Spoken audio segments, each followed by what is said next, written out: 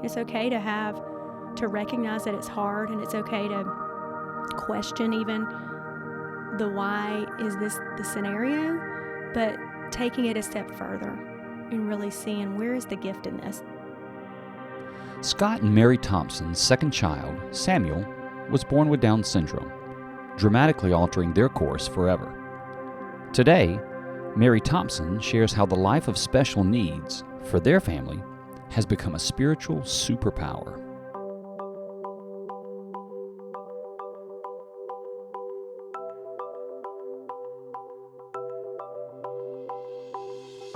Welcome to A Stronger Faith, a podcast that puts you in the arena with experiences that have changed people's faith. We can't do what we do without God delivering people with these remarkable experiences to us. And He tends to do that through our listeners. It's actually really easy for you to play a part in this ministry. If you're willing, please consider people you may know that have had experiences that would point people toward Christ. When you think of them, visit our website at astrongerfaith.com and click the button on the homepage that says Recommend a Guest. Some of our most impactful episodes have come from people just like you who have recommended guests to us.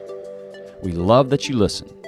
We pray daily that God strengthens your faith, and we're thankful for your participation as an agent for God to deliver people with a story to share for the kingdom of God. Today's episode pulls us into the challenging world of special needs and God's presence in that life. Any family with special needs can speak to the significant challenges that come with it. So how can it be viewed as a gift? A superpower? Let's find out. Please meet Mary Thompson. Are you good? You're going to give a refund. Well, Mary Thompson, I am so thankful that you are here. You've been a friend for a while, friend of our families, and got a couple of kids that are in the same grade, and you guys recently moved off to another city, and we're all sad about that, but we've talked for a while about you sharing your experience, and there were times it just wasn't right, and I think you reached out not long ago and said, I think timing is probably about right. I think I'm feeling called to share this in this format. So when that kind of stuff happens, I'm excited, yeah, but I'm just thankful because I feel like God's speaking to people, and I love it when they choose to share, especially in this format with us. So welcome, Mary. Thank you. It is good to be here and to be talking with you, Stacy. We do go way back to when our kiddos were little itty bitties, and so you've watched maybe from the sidelines the walk that we've had as a family, yeah. and so it is, and I appreciate that you respected when I kind of put you aside for a while, because sometimes we forget that we're busy living this life. And so you're right. Now I feel like I'm at a point, my family's at a point where I do think God has some things to share, and I'm blessed that He has given us the opportunities that we've had, and now gives me the voice to share what our experiences have been. And in this manner too, because I think that's what's kind of makes it come full circle for me, is it is with somebody that I do know and that has watched, and I hope that you've been blessed of what you've seen, and maybe that's even part of why you've reached out. Yeah, I can tell you stories from just my perspective, and I have told you, I've sent you text messages when I've watched things happen in your family that I thought were just so inspiring. So I think that it starts with you and Scott getting married and the direction you felt like you were probably going to be going. How long have you guys been married? This fall, next month, will be 15 years. 15 years. Yeah. It's impressive. It is. To me, I haven't been married that long. I've been married 13 years. I'm proud. We're proud. Yeah, that's good. Yeah, so when Scott and I met, which was a fun, exciting, romantic story, we were both a little bit, quote, older, out of college and working and, starting our lives. At that time, I was actually 3 states away when I met him. And the first thing I said to my roommate at the time was, I met this really cute guy, but I can't like him.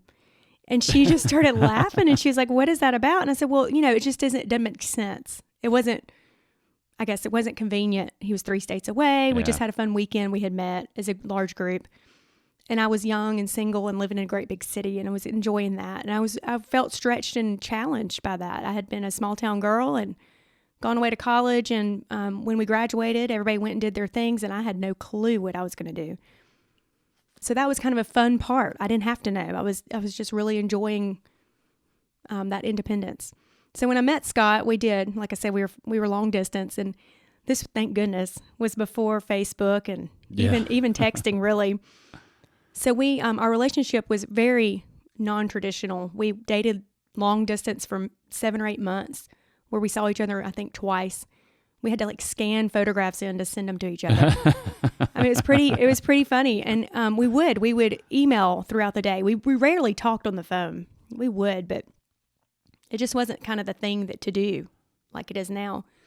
And so we would email 6 or 7 or 8 times a day. So it was almost like a long conversation ongoing. Yeah. How about that? Yeah. Yeah. And so it came time I was in a 1-year contract that every year would be renewed. So it became time to determine if I was going to stick around another year. And several things played into that. And so, of course, one thing was the relationship that he and I were starting. So I figured let's test this. So moved back to my hometown, which is where he was and is still. And I told him if I moved back, we were going to start over. And boy, did we start over. I moved in with my parents. He had to come pick me up for a date. Oh my gosh, that's something. Yeah, post-college. Yeah, I mean, picking you and up. He's a little bit older than I am, so he was even a little bit more challenged by that. Totally respected it, but it was just kind of, I wanted that caution and the newness of it was exciting, but I don't know, maybe because we were older, I just didn't want to take it too quick and make crazy decisions. So anywho, we dated for a little while and then engaged and married and started our life together. So at that time, and I think that's a large part, Stacey, of where my walk in faith really evolved. Because up until then, I grew up in a great supportive family in a church. This was just kind of the way things were and the way things that we practiced. Our Christian walk was just part of our practice. So faith was a big part of your life beforehand going in. It really was. But I always, if I had to really reflect, I've always believed in God. I always understood faith. I understood that there wasn't this tangible thing that I was seeking to pinpoint, this is what it is. I just knew that I had a good feeling and a good experience and a good base understanding of my relationship with Christ. Which is pretty common, quite frankly. But I didn't really depend on it or listen or question or to try to discern anything. I just was having a good time. That's right.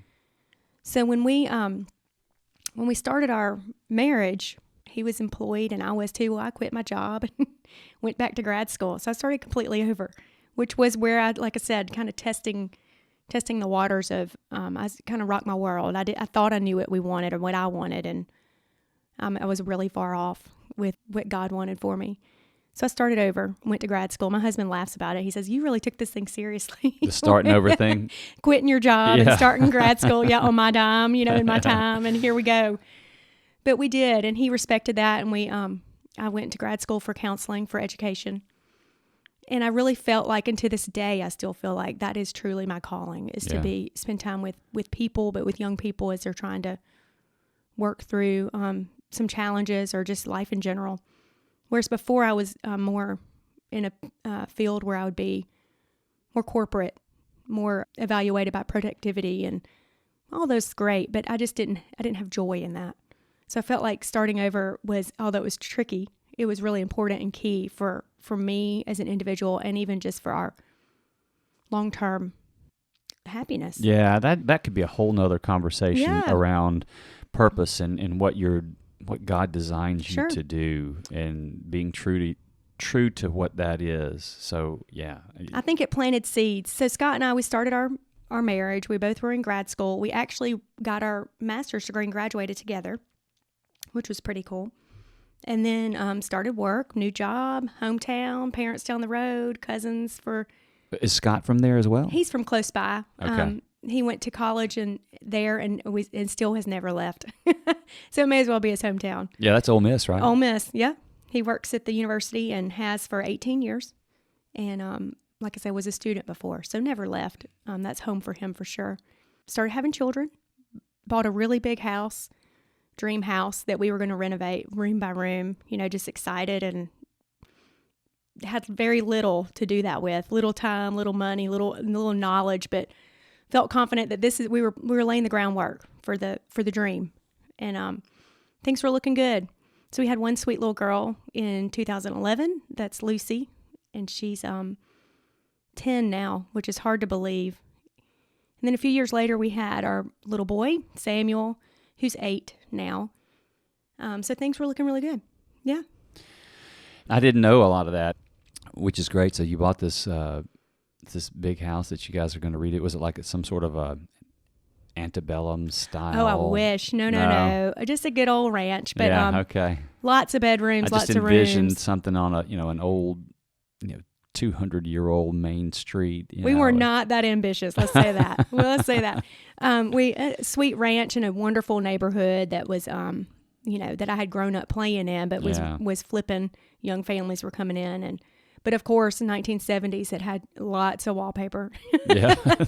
And so lots of room for improvement. And we just thought, okay, we'll just, let's just take our time. Yeah. Here we are. Well, that sounds like fun. It sounds like you guys had a lot of stuff mapped out that was going to check the boxes down the line for the foreseeable future, at least anyway, huh? Yeah. So, Samuel.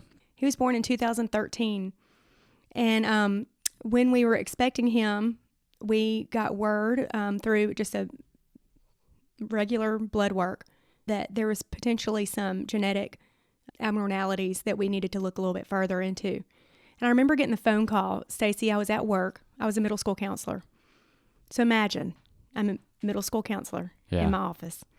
Get a phone call that just says, hey, we got your blood work. It's a pretty routine phone call. So I think, she said, well, I just want to let you know that there's some markers here that it looks like that the baby may have something genetic going on. And I was like, going on? I mean, that's a direct quote. Mm. So I said, well, what do you mean? She says, oh, don't worry about it. We get false positives all the time. It's okay. Just, we're just going to run another set of blood work, check things out. So I took a few notes, kind of sat there for a second. I said, okay, made an appointment for the next day to go to get more work done, blood work. And I remember walking down the hall to my colleague, my friend's office. She was a teacher and she was in class, and I interrupted her class. I went and sat at her desk, and I was like, I don't really know what this means. And I slipped her the paper, and she got really bug-eyed, like, oh, Mary. And I didn't know to be upset. I mean, I was just in shock, I think. I think it was more of the protection of, really just the protection of the Holy Spirit, honestly, of just calm down, Yeah. You don't know. But it's going to be okay. We don't know what it is, but it's going to be okay. So I remember calling Scott.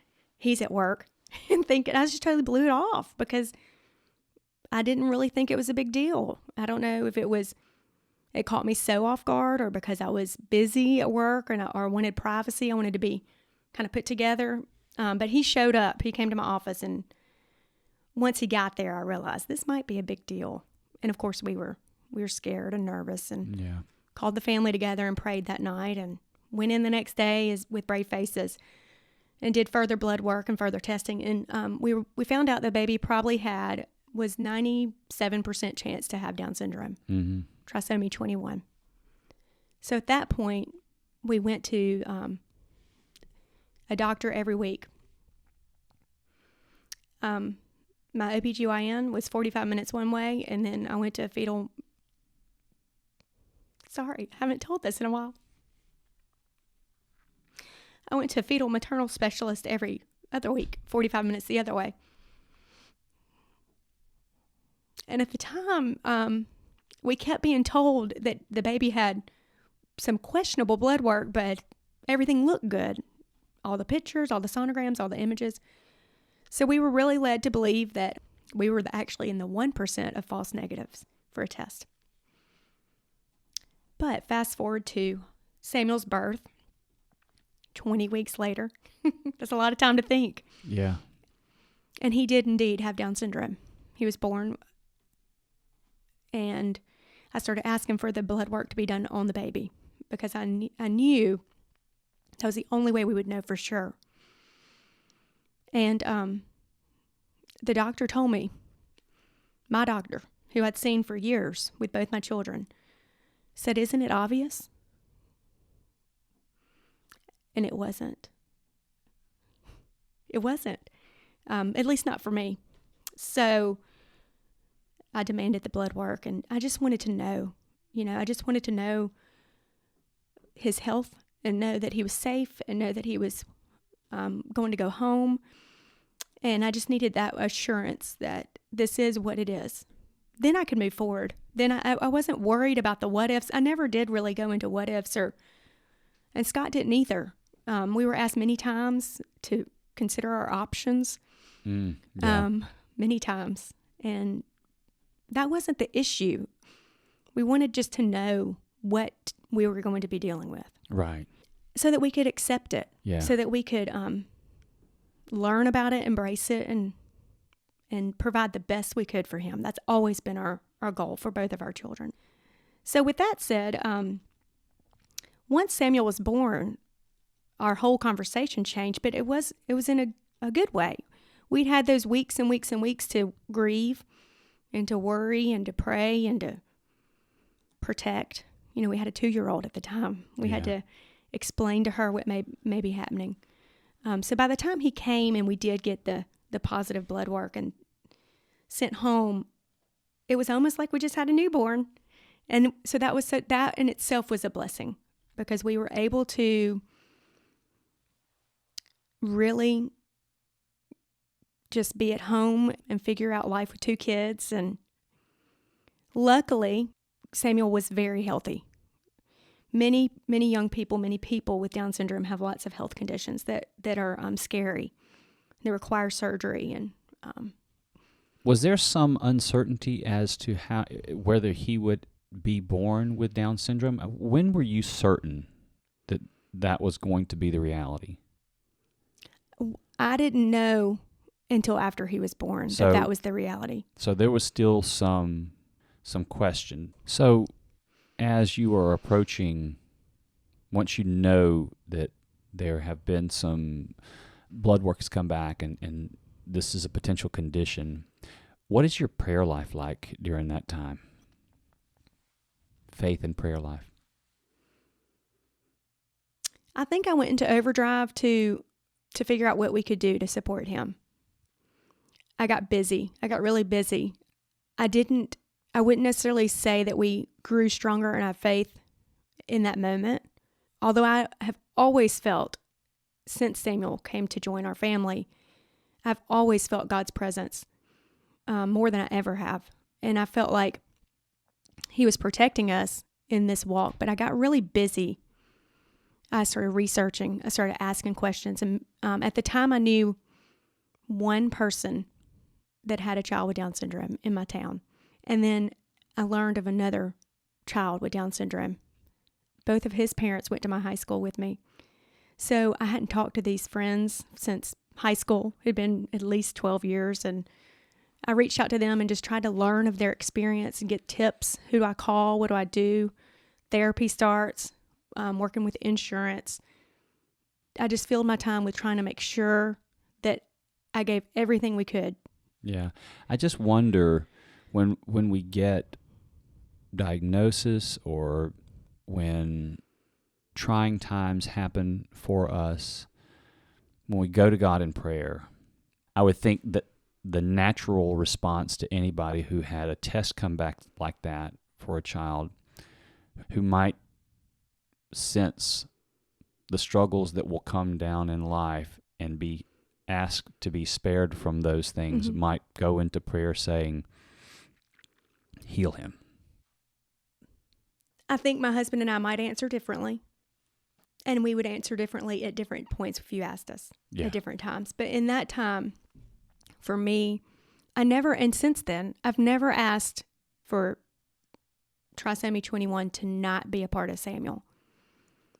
And I want to circle back around to that. But back when he was an infant, when he was a tiny baby, I do remember I prayed to God. I was just frantic. Like I said, I was busy. I can envision it now. I can remember. Of course, we had a 2-year-old, 2.5-year-old. We both were working full time in pretty demanding jobs. We had this house we were supposed to be painting and taking wallpaper off. I mean, it just felt overwhelming, and I was busy with trying to provide the best for Samuel. I never, ever have asked to heal him. I do understand that, and I do know that could have been a very understandable question. Instead, I worried. I wanted to provide everything I could to support him from the minute he came home. I remember feeling like there's got to be something else we can do in addition to. Not something different that would make it go away or make it better. Yeah. But just, what else can we do? What else can we provide? What else can we try?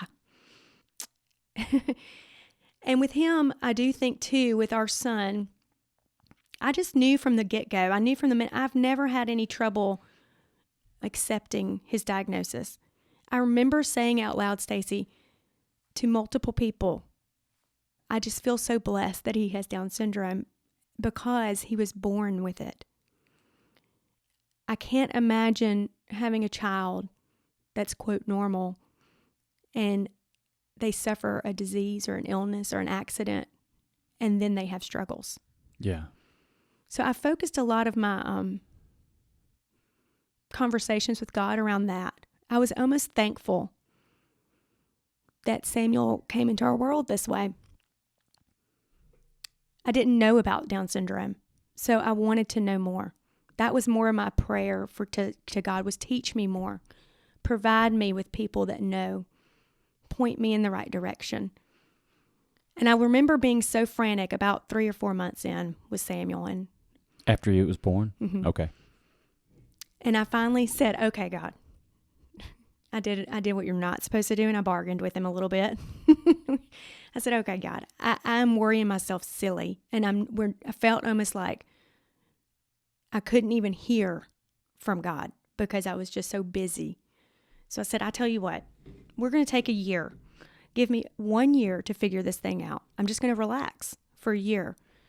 And then after that, I think I'll be in a better place to receive direction. What I meant by that was almost giving myself permission to relax and enjoy life with a baby. Because truly, a baby is a baby. We needed to figure out what life was like with a family of 4. We needed to celebrate all the wonderful things that were going on at that time. I was getting so dark and frustrated and focused on the future and improving it and providing support for him that I was missing the here and now. So I felt like that was a way that I could give myself permission to relax a little bit. And so I did. And I would get uptight a little bit after down the road and worried about this or that. And I'd say, wait a minute. Remember, you got to give some time. Give some time, and God will take care of this. So with that said, I didn't just stop. I mean, Samuel's been in therapy since 2 months old, 3 therapies a week.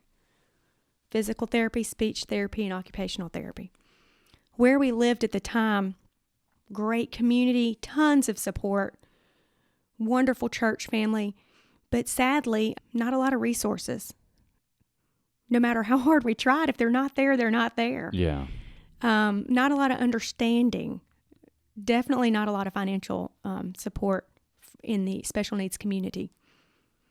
It kept hitting roadblocks, and we just kind of felt like, this is interesting. This is strange. How can we help him if there's really not a way to do that? So that's where we focused the first year, was just get all the resources we can, make that a part of our routine, and see what happens. So we did. I mean, we worked full time, and we took Samuel to therapy. He was in a little daycare where Lucy went, and we would drop him off in the morning, and one of us would drop the kids off in the morning. The other went straight to work. Then one of us would leave work and go back to the daycare and pick Samuel up to take him to therapy, and then take him back to the daycare, and then we go back to work. It was just every day. There was some kind of an appointment, a therapy, a meeting, and we were always changing our routine to try and make it work better. For example, I remember physical therapy. The therapist would say, well, he's just really not, Samuel might have been 8 months old at this point. He just falls asleep. I don't think this is a good time of day. I think he's tired. So we started going first thing in the morning, before school, before work, to try to provide for him the best opportunity for him to be successful. We did that for a long time. I think that was where finally, towards the end of that first year, his first year of life, and my bargaining time frame with God, that Scott and I both realized, like, this is really not working, because he was not progressing for him, for Samuel. Yeah, which in turn was really not working for our family. We were constantly in motion, but not going anywhere. Yeah. And by that point, I would say that I know I was worn out. And, you need to see some sort of progress to feel like, okay, I'm on the right track. Instead, we felt like we're just running crazy. We're passing each other in the hallway. We're not productive at work because we're taking off to go to therapy. And at his sweet daycare, what tends to happen with early intervention with little bitties is you take them to therapy, and then you take them back to either home or daycare, wherever they may be. Well, those friends are not equipped to be therapists. That's not their role. That's not my role as a parent. So even if he had come home and I was a stay-at-home mom with him, I don't know what to do. So there was a disconnect there. We would take him to therapy and he'd work really hard, and we would try to mimic whatever we were taught. But then he spent the whole day with his sweet ladies at the daycare. They didn't know what to do. So we just felt kind of scattered. Yeah. What's this doing to the family dynamic at home? What's this doing to your faith? You got time for faith, or are you turning to God and saying, God, we can't do this. This is going to have to be you? To be honest, I don't really even remember, Stacy, which tells you, doesn't it? Yeah, probably does. Super busy, just super busy is what I remember. And also because we had a toddler at home. And I think a lot, if I really were honest and I look back on the early years with Samuel in my life, I think I spent as much energy and time trying to, I just felt like I had to be a strong advocate for him and in our community, in my family, because we had not had this experience before. I never knew anybody that had a loved one with special needs. Never. And so I wanted to be a positive picture of that. I knew I wanted this to be something that would help other people if it came their way. What I mean by that is I really wanted to educate other people that it was going to be okay. I knew it was going to be okay. I never worried about that. I've always had such pride for him, for that sweet little boy. And I wanted people to see that. I didn't want people to see fear or negativity, because in our society, unfortunately, especially even 8 years ago, there's a negative stigma for people with special needs. And I wanted to give people hope that you can have a family. You can live a, quote, normal life. Is it different? Yes. But it's still happy. And I say that, and I want to make sure I also stress that I was sincere in that, though. We really were a happy family. We were just really busy, which was hard. It wasn't so much, it was an act. It wasn't that I was trying to be, this poster child with my baby. We were very private, but I wanted people to see that, hey, that's a normal family. So I spent a lot of energy on that as well, which I don't regret. I think what I do regret is I was just a little bit frantic, and I didn't go to God in that time. Instead, I just busied myself. I don't think that that's an unnatural thing to do. I mean, you're trying to provide solutions for your family, and specifically your child with Down syndrome. But you're right in that one of the things around faith that we're taught is that it's precisely in situations like that where we need to recognize that God's really the one that's going to make that stuff happen, that he knows those needs beforehand. And what he's wanting is for you to rely on him. It doesn't mean that you don't do work and that you just sit on the couch and wait for people to roll in your door with all these resources or anything like that. But I think we can put pressure on ourselves to make that stuff happen because, the clock's ticking. If we start this when he's 5 versus now, that's just a steeper hill to climb. Right. I understand that. It's just, did you get to the point where you turned it over to God, or did you carry this ball yourself? Oh no, I couldn't carry it anymore. So going back to the 1 year time frame, and I stuck to that with God. I remember Samuel was about to turn 1, or he might have just turned 1. We were at the beach. I can go back right now in my memory to the actual moment. We were on the balcony, just me and Samuel. And he was 1, but he was physically about the age of a 4-month-old, maybe 5-month-old. Basically, he could sit up and play with you, but not crawl or roll or run or jump, and that took a year to get to that point.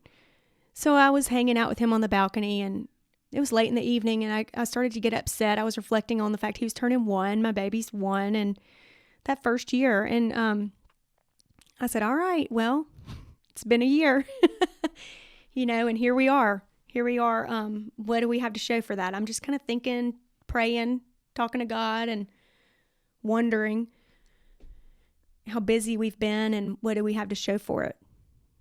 And there wasn't a whole lot coming back at me.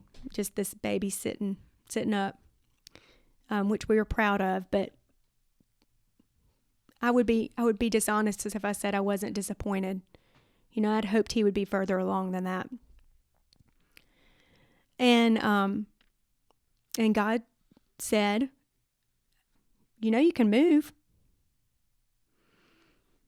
And I thought, oh, wait a minute, move.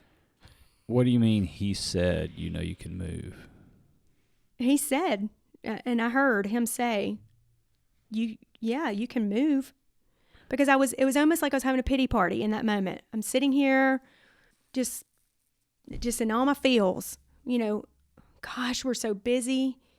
We're doing all this. And I'm so proud of my baby. He's been through all this. He's been to therapy every week for hours. I mean, Stacy, we would, when I look back at pictures, I think it's just hilarious, and it's so creative, and it's fun to think about now. But we would stuff pillows all around Samuel so he could sit up, or he wore these itty bitty elastic shorts that were sewn in the middle at the knees under his bubbles and cute rompers to keep his legs from flopping open because he had low muscle tone to support his hips and his legs. We had, he would be sitting in a little bumbo and he would just flop over. And we were trying so hard to build his core strength. So we got a cardboard box, a paper, office paper box, and took the lid off and I put a vinyl tablecloth on it and decorated it with duct tape, on the backside, and put it over his legs so that he wouldn't fall over. We were trying everything we could think of to support him. Different kind of cups, different kind of diets, different kind of outfits and clothing, and just whatever we could do. And yet that's what I was in that moment back at the beach thinking, we've tried. Like, I don't know what else to do. I don't know who else to call. And yet look at us. And it was a bit of a pity party. And I was like, we've done all this, and yet here we are. And that's when I heard him say, God said, yeah, you can move. You feel like you're in prayer, or you just in thought, or? Well, the way that I pray, and I'm not much of a scholarly Christian. I don't spend as much time in the Word as I would like to. I remember as a young child, we talked about faith and our community and all. I remember I would skip out of the Bible drills because it gave me extreme anxiety. Yeah. For many reasons. But I've never connected in that way with God. I've never really been a great faithful prayer partner with God. But I talk to God all the time. Well, then you have been a faithful. That is right. truly how I connect with Him, right? And I'll be honest with you, I've read the Bible many times. I can't like recite the order of the books, the Bible drill stuff. I don't know that stuff. I still, in church, I go to the table of contents. I just don't think that's on one of the check marks on getting into heaven. I really don't. I mean, it's a good thing to do, sure. I say that because my relationship and my walk with God for my whole life, and in the past little bit, it's gotten stronger and stronger. It has been very relational. That's what it is, though. Absolutely. Mary, right? Absolutely. That's what it is. So when you ask at the beach if I was praying to Him, or I may have been talking to myself, but I knew He was listening, and that was my intent, was problem solving, thinking, just privately. Yeah, but you understand that here's just something I just don't think we all spend time on or meditate on. The creator of it all, the author of life, actually is alive inside of you. The Spirit that breathed life onto this planet and wherever else He breathed life into and raised Jesus Christ from the dead is not out there somewhere. He is literally closer to you than you are to yourself. And I don't know that we appreciate that and grasp it. I think it's something that we should all spend some time meditating on. Because when we realize that it's not like you're making a call when you pray, right? And you got to dial the right numbers, and I hope you're there and you're not too busy. I mean, when we talk to ourselves, He's there. Mm-hmm. Right. Whether we want to acknowledge it or not. So that is prayer. And it's just so important. And then knowing He loves us. And so when you're in this conversation, you are talking to Him. And so that is prayer. It's not a formality thing. It's not a scripted thing.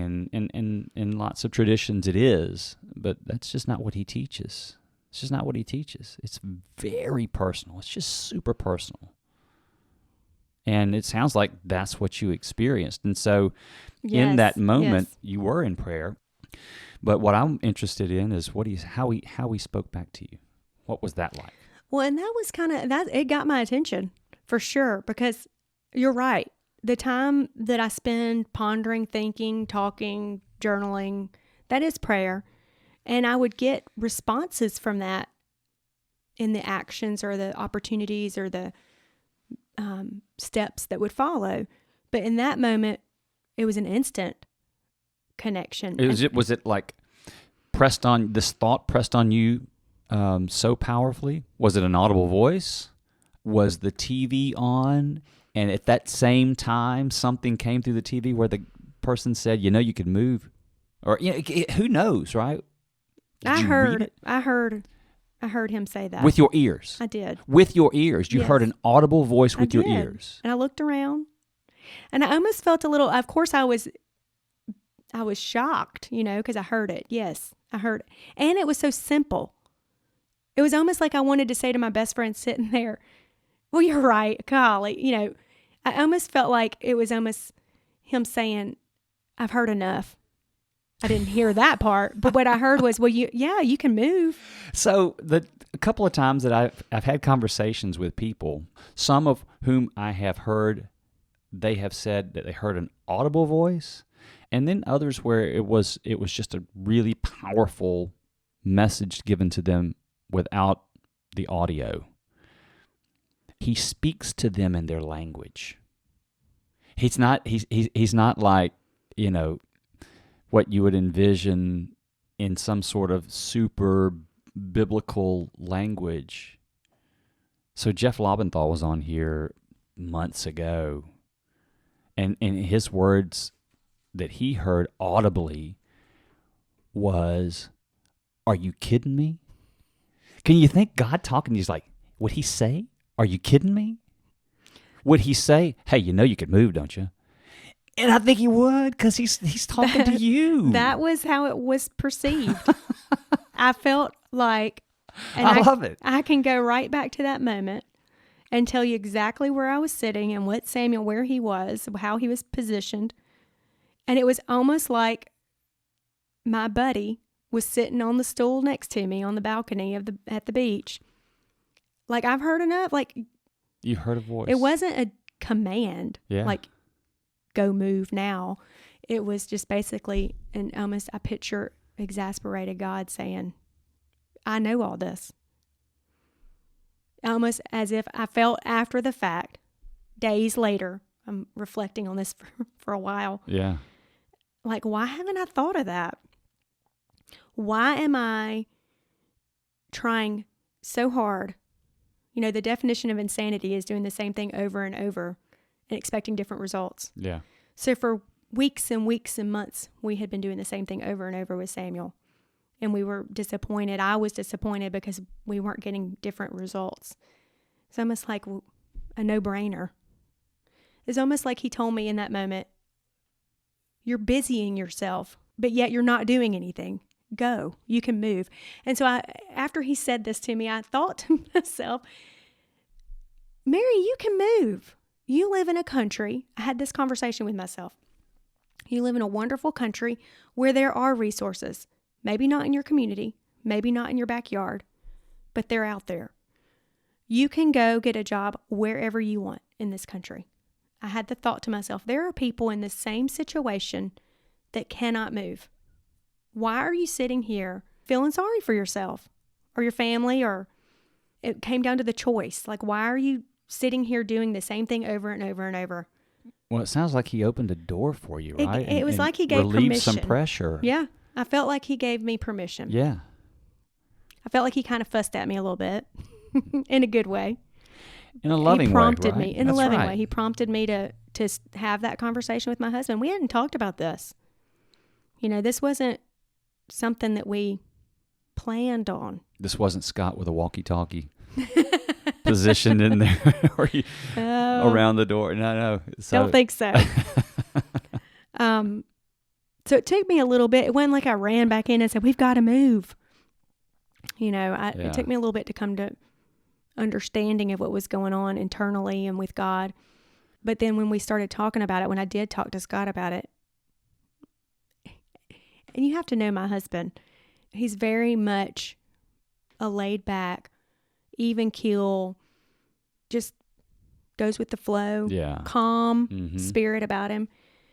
So when I'm like, you know, I really think we need to move. I really think there's another way to do this, and maybe we can explore where the resources are. And he said, okay, well, let's look. And here I was thinking like it would be a big deal and like, we've got to let go of all this and that. And he said, well, let's see what's out there.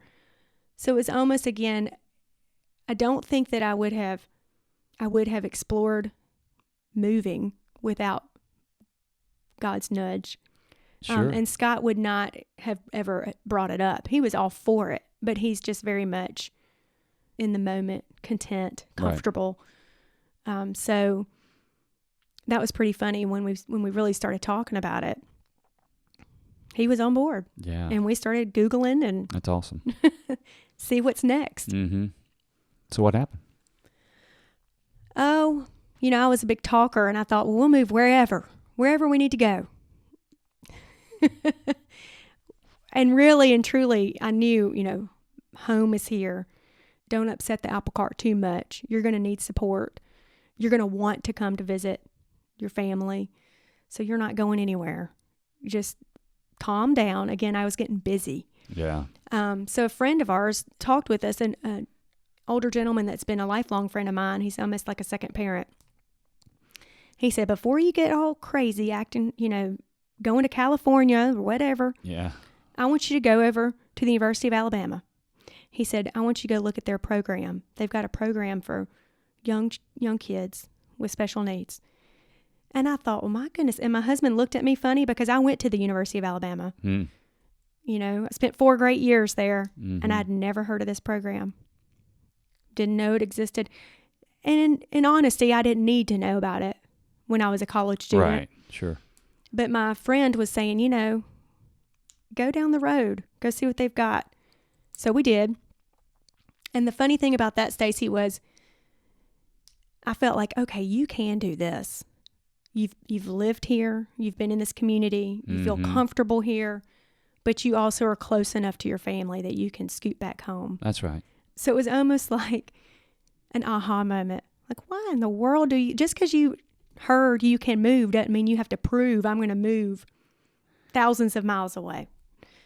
So we went and visited the preschool, which is an amazing facility that has children from birth to kindergarten ready. So it's a pre-K, birth to pre-K program. But they're children that are typically developing and then children with additional needs, both together in the classroom. And for me and Scott, that was like such a relief.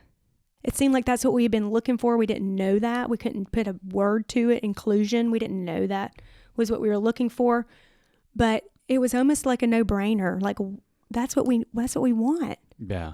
Our child's going to live in the world with people that are typically developing. That's what we want.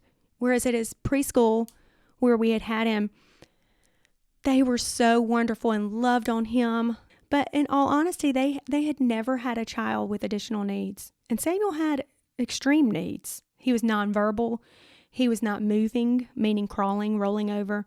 He's at 1 at this point. They didn't know how to help him, support him. So with that, we knew we need a change in our educational system for him. And I don't just mean ABCs and 1, 2, 3s. But when we found the center at the University of Alabama, it was like they had already done that for us. It made sense to us. Mm-hmm. So we toured the facility and we had Samuel with us. And I remember looking back on that, even now, they had glass walls where you could look into the classrooms as you were in the hallway. And I asked about that. I said, well, does that not bother the teachers? I mean, here we are gawking in the class. They're trying to do their work, and here we are. And they said, well, look, nobody's even looking at you. They're used to it. They said, this is the point of this school. It's an observation, a teaching center. So there's students and university students that come in and out to watch and learn. It's totally fine. I said, okay. So we were watching, and I remember we were sitting at the window of the 1-year-old room, which would be where Samuel would be at this time. He was 13 months old, and the children, the babies, were sitting on stools at circle time. Mm. And they had adults behind them, hand on the back, supporting them. But I say that because I told you at the beach, Samuel, he barely could sit up. And I thought, my goodness, I don't know if he could do that. And she said, the lady who was touring us said, of course he can. She said, here, that's the expectation. Yes, we support, and yes, we will get there. Yes, we know he's not going to walk in and sit on a stool, but we expect him to. That's what I needed. Because up till this point, that's what I needed as a mom. Up to this point, it felt like we were constantly trying to prove what he could do. Right. Or we were constantly trying to teach him what he could do or support him in what he can do. So in that moment, I thought, okay, this is what we need. A place that will be inclusive, where he can be with typical developing peers and have friends and be accepted and lay the groundwork for that, for life. But also where developmentally they have high expectations. And even to this day, Scott remembers that comment. Well, that's what we expect of them. Yeah. That's a game changer, I would think, in a situation like you're in, where you guys feel like you have worn yourselves out trying to do everything you can to create this development for your son, and to see a place like this much closer than you were expecting. It's like God has opened dours for you. What do you say? You don't even know. So Let me tell you. After we visited, we put Samuel's name on the wait list. And with children, but especially with children with special needs, you always have in the back of your mind, what's this going to add up to be? that's a super big concern. The financial side? Financial, sure, especially. Absolutely. Because there's so much unknown. And it's almost like you have to figure that out. Sure. And sometimes you get slapped on the backside and you're like, oh, I didn't know. So Scott asked, as we were signing the paperwork for the wait list, what is the tuition? Well, one thing about this beautiful facility is there is no charge for children that have special needs. And that is a rule, has been in place for years. Because, a little backstory, the RISE Center at the University of Alabama has been in place since the 70s. It started with a grant. But many years later, Gene Stallings came as the head coach to the Crimson Tide football team. Yep. And at that time, he has 5 children of his own. His youngest has Down syndrome. But his youngest was grown. I think he was in grade school, middle school, maybe high school even. Or maybe older, Stacy, I don't know. But not in need of the RISE Center. Mm-hmm. But when Gene Stallings found out about it, he became very involved. And to this day, he says, my wife did not have this opportunity. She was home with the children all the time, understandably. But with their young son, he just went everywhere she went. There was nowhere safe for him to be on his own. There was no schooling for him. And then Mom had to take him for his therapies here and there and everywhere. So when he learned of the RISE Center and what their mission was with the inclusive environment and providing therapeutic support during the school day, mm-hmm. he became a number one supporter. And that also means financially. So he has given so much of his time and efforts and money and name to this mission. So his rule immediately that he put into place was no parent with a child with special needs will be burdened by financial expenses, that this child needs therapy. That's unreal. So we were blown away. We didn't expect that. And a side note is Scott said, well, how much is it for a typical developing child? But we thought, this is it. This is where they're going to catch up, right? They got to cover. And it was very inexpensive for a typical child to go to school. So their goal is to serve children. Their mission is to educate children. So they stick to that. That's awesome. But anyway, speaking of God opening doors, so we put Samuel on the wait list and we go home. We know it's going to be a little while. Didn't know how long. We weren't really aggressive in searching anywhere else to go. We knew that's where we needed to be. So we just waited. And I think we waited 7-8 months. It was a long time. And when we got the phone call that Samuel had a place at RISE, and the reason it was long is because they honor their ratios. So in each class, there's typical developing students and children with special needs of all kinds, not just Down syndrome. And they want to keep that balanced. So for a child like Samuel to come in to the 1-year-old or 2-year-old room, there would need to be an available spot for him. Not just a spot, but a spot of a child with special needs. Mm-hmm. So it took a little while for that to happen. So we got the phone call. It was a Friday, and I was at work. It was right before Christmas break, so we're all excited. You know, I was in a school environment. We knew we were going to have a couple weeks off. And I got the phone call that there was probably going to be a spot open and wanted to know if we were still serious. I said, well, yes, absolutely. She said, well, you do realize you'll have to live here, because they knew we were in a different state. Mm-hmm. I said, of course, I would expect that. And she said, so you want this spot? I said, yes, we want this spot. And she said, well, do you need to talk to your husband? No. No, I don't. So in hindsight, I should have just called, but we already knew what we wanted. You had talked about that beforehand, Absolutely. right? I wasn't turning it down. But she said, well, you'll need to be here at the start of the next semester. So in the course of 3 weeks, maybe 3.5, Yeah. we did Christmas. We sold our house. Speaking of God providing, we found a place to live in Tuscaloosa that was the exact same rent as our mortgage. So the financial change was null. And then we found a place for our daughter to go to preschool. There wasn't a space at the center that Samuel would be in. All in 3 weeks, and moved. Maybe 4 weeks. We moved. I sold the house. This is funny. My dad's a real estate attorney, and he still gets He still gets on to me about this. But I remember seeing this girl and her husband walking down the street in our neighborhood. I knew her from high school.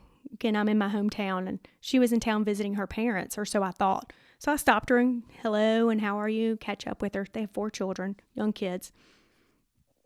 It turns out they had moved back to Oxford, back home, and they were living with her parents down the street until they found a house. Just now that you mention it. So I sent her a Facebook message. It was so good to run into you. Would you like to look at our house? So she did. They did. They came back up the street, and I tease and say it sold quickly because it was decorated for Christmas, so it looked beautiful. But in all honesty, remember I told you we had gotten a house that was probably too big for us at that time. It was perfect size for this family. And I wonder what they had prayed about finding a place to live. Isn't that funny? Yeah. Right down the street from her parents. Big enough. Her hometown. Dream come true for them. And so my dad teases about that because there was no legal paperwork, really. We did it all through Facebook until the closing. He kept getting nervous about that. But so we moved. If they're listening, it's going to be a new tab come out, Facebook Real Estate. You never know. You never know. God opened doors. We found a little townhouse in Tuscaloosa, unbeknownst to us, in a great neighborhood, a great community. And like I said, it was the right size for us in that moment and the right price. So we moved in. The kids and I decided we would be here, and Scott would stay at Ole Miss until we could figure out what was next. We just knew we had to make a quick move. Right. Side note, Lucy went to preschool, as you know, with your son. Mm-hmm. Scott was in charge of calling and finding a place for her for preschool. And he called there. That was the same church denomination that we were members of back home, so he felt comfortable calling them. And the lady said, well, how old is your child? And he said, oh, she's 3. And she said, well, we just had a 3-year-old leave last week. Well, we didn't realize people apparently camp out there to get a spot. It's not easy to get in. I'll be honest with you. So yeah, we were amazing. able to get her into school, it was a wonderful place for her. Of course, we had hoped they'd be together, but it ended up being the perfect spot for her and for our family as we began worshiping in that church. And for me, as I told you, I was a school counselor, and I went right into my principal's office and said, okay, I don't like to quit in the middle of the year. I want to finish the game. I don't like doing this, and they knew about our family. They knew about Samuel. They were his biggest cheerleaders. So they ended up keeping me on, and I would come into work every Friday for several months until they could find a replacement and until we could get our feet on the ground here. So that helped as well financially, obviously. But my point in sharing that is all the details fell into place. Once God told me you can move, and I started exploring that, and we found the right place, and then that door opened, he took care of all the details. It was amazing. Yeah, it's funny. You spend a year just wearing yourself out to make things happen, and you finally get to a point of like exasperation and almost throwing your hands in the air and disappointed in the progress or whatever, and then you hear from God, and he's like, okay, if you'll turn this over to me, I got a path here. And then if you can stay in that place of trust, you'll see these doors. I believe you'll often see these doors opening up. Sounds like that's exactly what happened for you guys in a relatively short window of time. It did. And one thing that when I reflect on that, because that's been, 7 years now. Mm-hmm. June, the beach, was when God told me we could move. And I started pondering that. And then we went in early July, and found where we wanted to be, put our name on the wait list. I also think back on that, Stacy, and he still made me wait, though. It took several months. And so I thought in the moment I didn't think about it, but now I think back on that, and it was almost like I had to fully commit to letting him take care of that. And for me, I'm a little bit controlling, and I like a plan. Well, and we like to make things happen. And so it was interesting in hindsight when I look back. It makes sense, total sense now, but it wasn't a easy, quick, okay, I surrender to you, and then it's done. He still took his time to show me he is going to take care of this.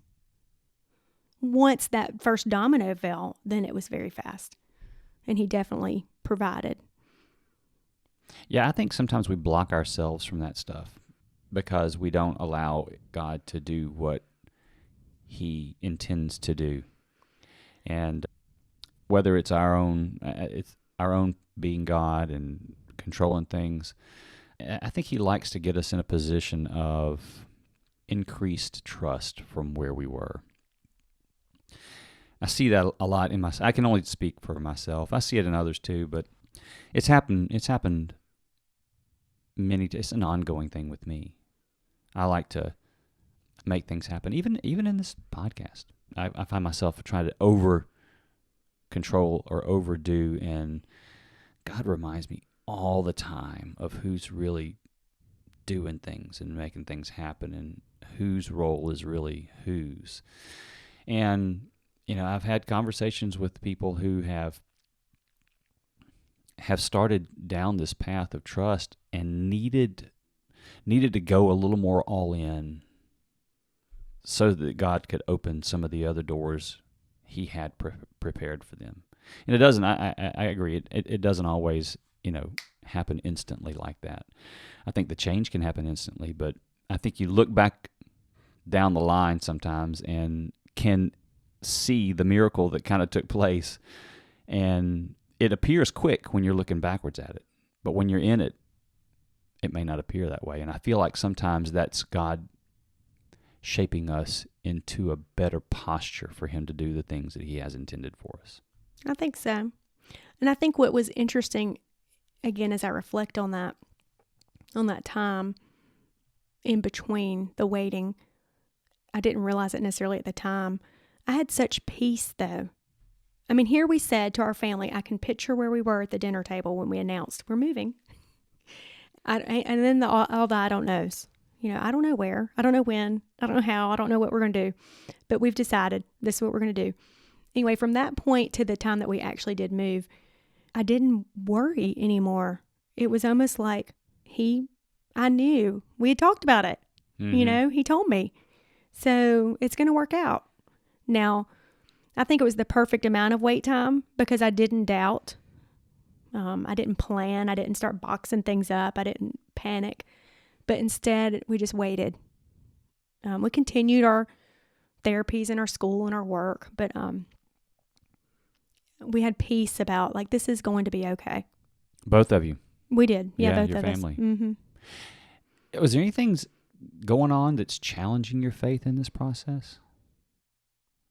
Well, I think in general, the major challenge, probably came about with the birth of our son and his needs. And I say that because not him. I mean, my daughter's challenging too. But that was where I really started to learn that I am not in control and that I cannot finagle this. Remember, prior to that, we were grad students. We had new jobs, we bought the new house. We had the checklist. We had goals and dreams, but I think that was the first time when Samuel was born and things were completely out of my control that I realized, hold on, there is a greater purpose here. There's a greater person in charge. So I started having to learn to relax and trust that. Now with this move and this leap of faith is what we referred to it as. I think that's the first time that my faith really was solidified in that it is going to work out. He does have a plan. Now, there's still the chaos. I still have a child with additional needs. Right. I still have a sweet and sassy little girl. My husband is still working out of state. I still have a demanding job. There's always going to be challenges, for all of us. But yeah, I'm specifically interested in challenges to your faith. I mean, is there anything that's really putting a strain on your faith through this? I think trust. and trusting that something that I cannot see or that I cannot put on a list and plan or save up for, trusting that it will be taken care of, that God will provide a way and comfort and a greater good for the challenges. I am a very structured, organized, detailed. I don't like change. I like to know it's coming. Now, I understand that in my whole life, there are going to be the unknowns. But where my faith has really been tested in this is that I've had to just find peace in that you won't know.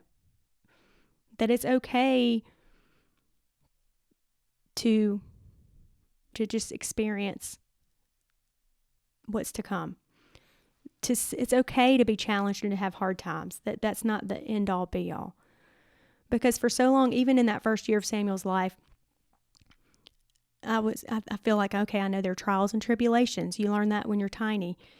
But okay, well, there's an end and there's a way to get out of this trial. But with Samuel's first year of life, there wasn't an end. That's where we got so exasperated. It was just ongoing, and it was just overwhelming, and it was non-productive. So once I trusted and gave God the opportunity, let go so that He could provide for us in a way that I would see it, I feel like my faith has gotten stronger, because I don't really know how else I could do this. I had to turn it over to Him. And so with me, my faith has gotten stronger in the sense that I've had to trust in Him.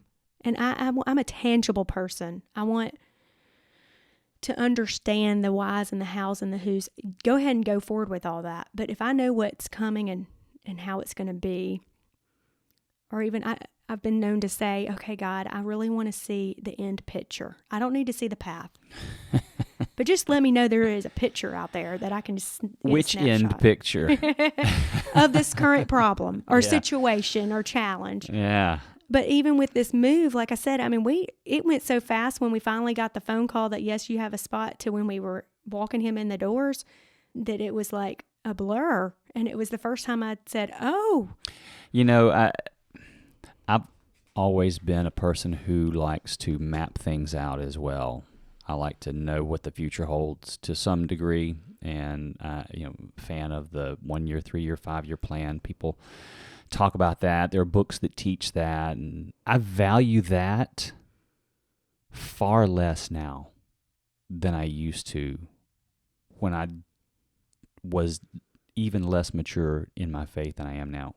And people that I talk to who have gotten into places of internal peace, I feel like, and maybe it's not all of them, maybe it's just the few that I've talked to about this,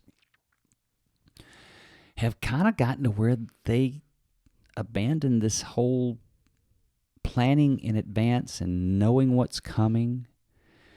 It's not that they don't have an eye toward the person they want to be, or the way they contribute to society, or what they do in their career, or other things like that.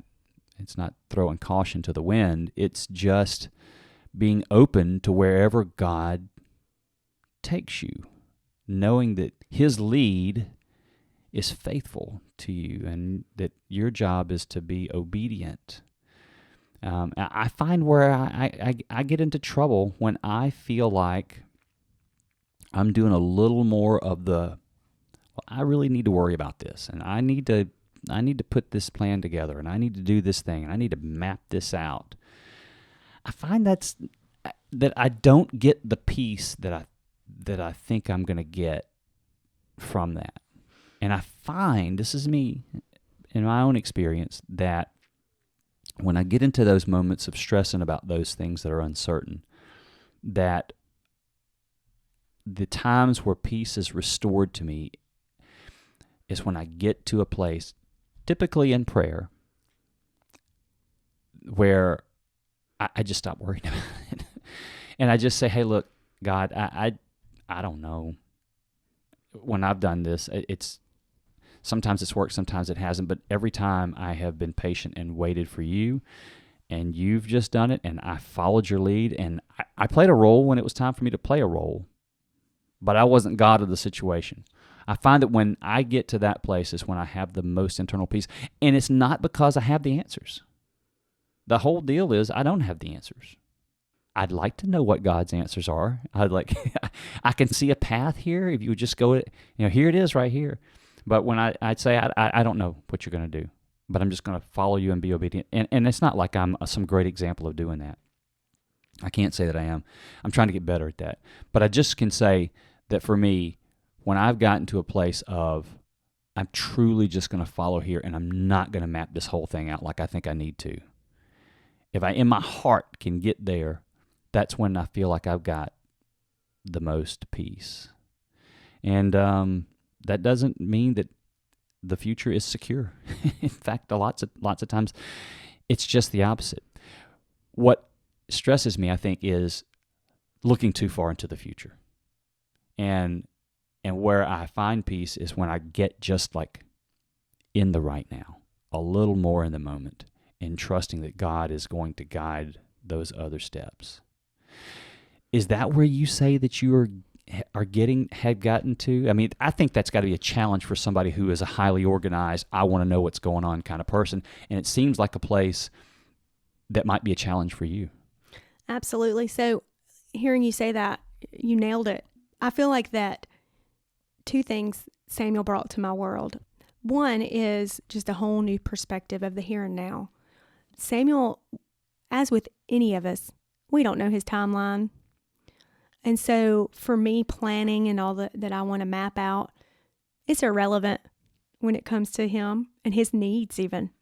I mean, he can throw a curveball in all the beautiful laid out plans. So I think that first year and then the second year when we were in the transition and when we were settling, I started to let go of some of that. But again, the first time that I realized, and I really, after the fact, realized, and I made the connection that that's what had happened, was when I let go and just trusted that God would provide that path and those opportunities. So Lucy, when she was 3, I overheard her describing her brother to one of her dear friends, as close as you can be at 3. And she was really excited about something her brother had shown her. And so her friend said, What is it? And Lucy said, do you know what my brother can do? He has a superpower. And her friend said, what is it? Think about it, 3-year-olds. Of course they all want to fly or jump or. She said, my brother can grow in slow motion. He has Down syndrome. That's what she said.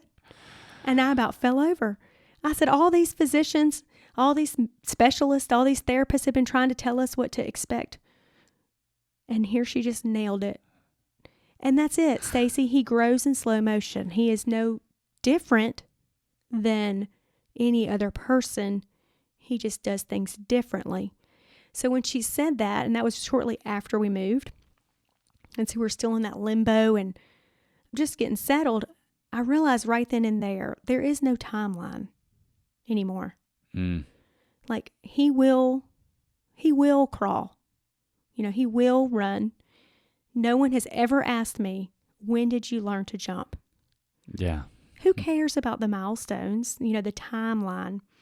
But going back to the faith and the testing of that faith is letting go. That was where I really learned during that window that to really enjoy faith in God and to follow Him and to trust Him is to let go of yourself. I'm not always great at that, but I do feel over it's the past. It's not easy. No, I do feel over the past 8 years, though, I have found such peace in that, and my faith has been strengthened, not only in the obedience and the patience. I had to learn. I'm not good at patience, and so I've. Don't ever pray for patience. Lord have mercy. My mom has a plaque on her kitchen wall. My whole life has had on her wall, and I've asked for it. I said, when you go to the nursing home or when you go to heaven, I want this plaque, and it says, "God, give me patience, and I need it right now." But I also have found that when I let go and let faith really take over, I have so much more joy and love, unconditional love. Like the first year of Samuel's precious life, I feel like when I look back on it, it was so busy, like I've said to you, and it was so worrisome and so burdened, and I was pressure. just pressured. Mm-hmm. Once I realized, like, Samuel's going to grow in slow motion, but B, I am missing it. This is not what it's about. And God has told me to move, and now He's provided the way and the place and the people that we need to do that. That once I realized that connection, I thought, okay, I can do, this is it. This is what it's about. And Stacy, I tell you, I would have never, I guess God moves mountains. He would have got me there.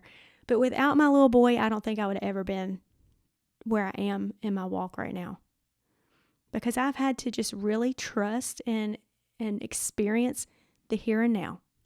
And that the rest will take care of itself. God takes care of it. Yeah, and I think not just Samuel, but the whole family dynamic. I think Scott, in his own way of non-stress, in the way his approach is, it's just so awesome. And Lucy, the whole thing, I think, are components of that. But I mean, we're a good balance. He balances me. Well, those things aren't accidental. Right, Mm-hmm. God puts those pieces together, and I think it's also a choice that we have to make on how we see all of them. Because, quite frankly, one of the most awesome things I've heard in this time that we've had so far is Lucy's perspective, not just describing that he drives and he grows in slow motion, but that she sees it as a superpower. Right?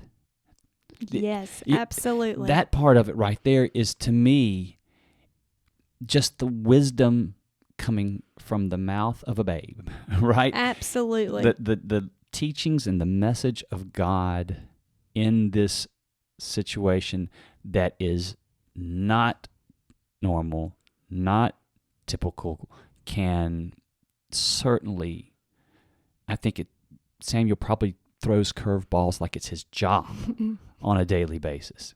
And the stress that comes along with a lot of it or whatever. But the instant it becomes a superpower, and when you think of superpower, the superpower in the way that it's shaping you and Scott and your family and opening doors and perspectives into the way God operates, is truly an amazing observation by that 3-year-old at the time girl. I think those were words that came straight from God, right through her. Absolutely. I mean, and awesome. at the perfect time. I mean, awesome. Because I truly was. I mean, we were settled. I remember we were at a University of Alabama event when she did that. We were settled. We were connecting. We were making friends. And never once have I said, or Scott said, should we have done that? Should we have moved? Should we have quit? Should we have sold our house? Should we have done that? Never once. We've always felt very confident that God provided that opportunity, and we, needed it, and He provided it when we needed it. But when Lucy said that, and I thought about that in the days to come that followed, I thought, that's it. Yeah. It's as simple as that. And I think about he's 8 now. I think about his superpowers. We still reference them, and boy, they've changed, and, yeah. But I also think about that timeline. We were talking a little bit about that Samuel grows at his own speed and whatnot. When he came into our world, also kind of the map of the future changed for us. We have no idea what it's going to look like in 10 years when he's of age to move on, typical fashion. And we have no idea what 30 years from now looks like with him. So it also gave us permission when I finally let go and followed God, and then also saw how He provided. I mean, I think that's the key part too, Stacy, is that we didn't just take a leap of faith. We took a leap of faith, and He caught us, and it was confirmed. You did it. Almost like, see, When you trust me, what happens? From that point forward, it was like, we don't really map out the future. Now we have goals and Sure. we're hoping to make some wise financial decisions and we're being responsible parents, but we don't worry so much about the years to come. They just kind of happen. Somebody asked me recently, how are you still doing this? Because what they mean is the kids and I are still in Alabama and Scott is in Mississippi during the week. There's a lot of give and take. He's got an excellent support system. His boss is amazing and supports him and helps him. But my point in saying that is we're now at the point where we look up and we're like, oh, it has been a while, hasn't it? Like we're just living life. It hadn't always been like that. I do want to say that. Yeah, there have been some moments where I think, you realize how many days it's been? Yeah. But now we're at a really good spot with understanding that we could either enjoy this adventure, that's what we call it, our adventure, or we could try and force something different. Or let it tear you apart, right? Or let it tear us apart. I mean, I would think that's got to be some stressful stuff there. I mean, you got the challenges that come with a special needs element to the family for sure, and then you guys are still living in different places, it sounds like. And it has been very challenging at different times. I don't want to paint a false picture. It's definitely been challenging at times, and we have walked through some dark times together, and maybe not even together. Yeah. We've come out together. I think that would have been the case no matter where we lived. I think there are challenges definitely that come with raising children. There are challenges that come with children with additional needs and the unexpected curveballs. But I think the perspective for us is so different that's what's made it, where we can say, hold on, let's regroup. Let's think this through. Let's reflect on what we've been through and what has been provided. Yeah, I think you got to ask the question, is God still guiding this thing? Or are we making decisions ourselves? Or is God still pulling our wagon for us? And I think that's something that we probably ought to ask ourselves periodically, no matter what your situation is. And definitely regroup. That's a refresh that you need to hit. That refresh button that sort of turns the machine off and back on again. It's like, okay, is God still pulling us here, or have we started pulling in these various directions? And it feels like that the peace that you talked about before, an indication would probably be that peace would leave you if you're not being directed and pulled by the author of life. You know what I'm saying? And maybe that's not the case, but it feels like that would be an indicator of something being out of whack, whether either he's not pulling us, or I'm not going to pretend to speak for, I'm just thinking about my own situations in life and then trying to parallel it with challenges. When God says, He doesn't promise us that when we follow Him that it's going to be a beautifully smooth paved road, right? What He wants is He wants us to continue to follow Him and be obedient in that time. And an internal peace, I believe, will accompany that. It doesn't mean that it's going to be a smooth life at all times, but I think that's probably important for all of us to occasionally check and make sure that God's still got the handle and is pulling the wagon. Yeah, how do you guys stay rooted in your faith? I mean, you guys are in multiple locations, and with Samuel and the special needs, and Lucy and her, quite frankly, she's approaching teenage years.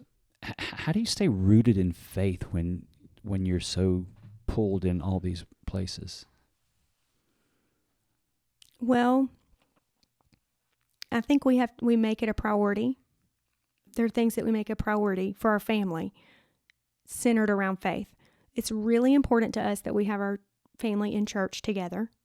With the exception of the pandemic, I think everybody fell into different habits, but we've gotten back into church.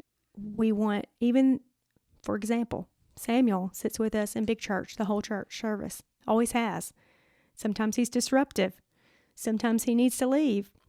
That's not very worshipful for me or for Scott, but it's important that we go and that we provide that space for our children and as a family unit.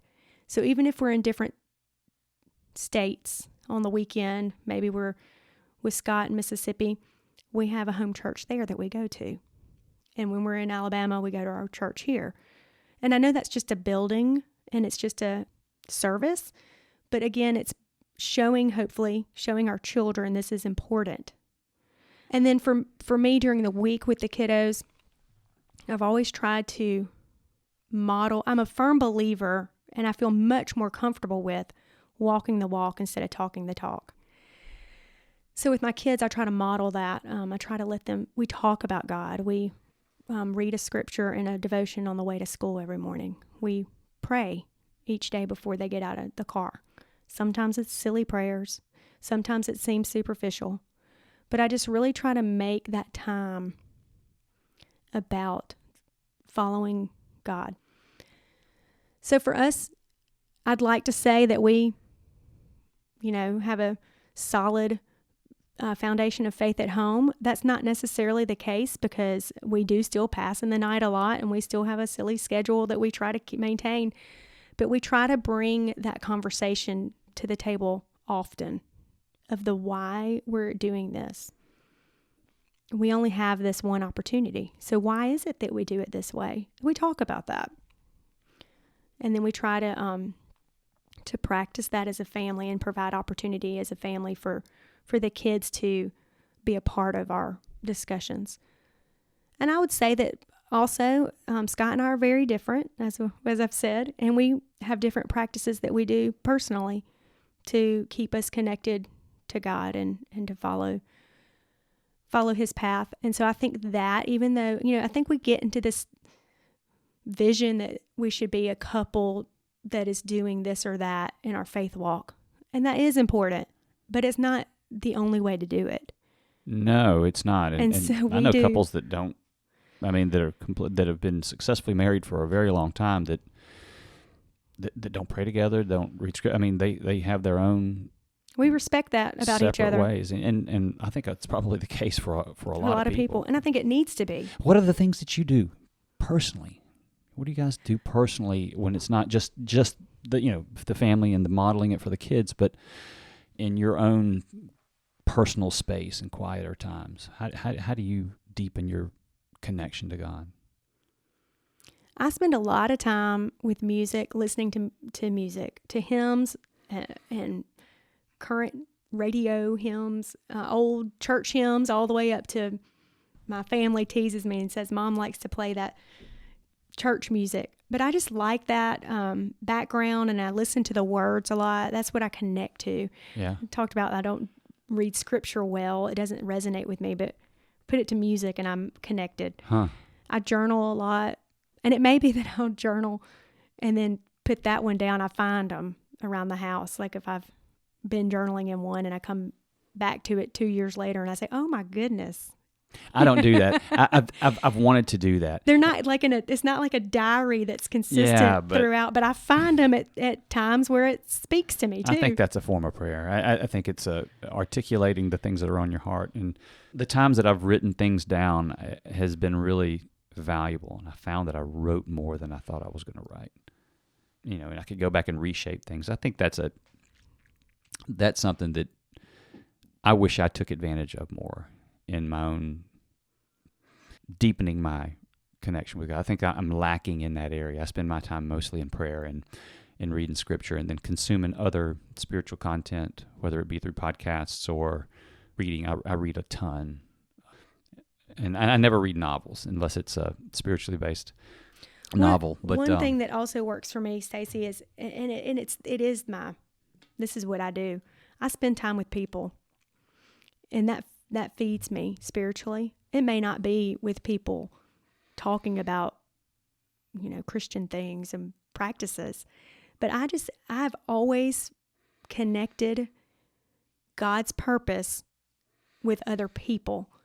And I just feel like that we are created for a purpose. I don't know what it is. I don't know what your purpose is, but by spending that time with you or connecting with you or hearing your story, it makes me feel like this, aha, that's, God put you here for a reason.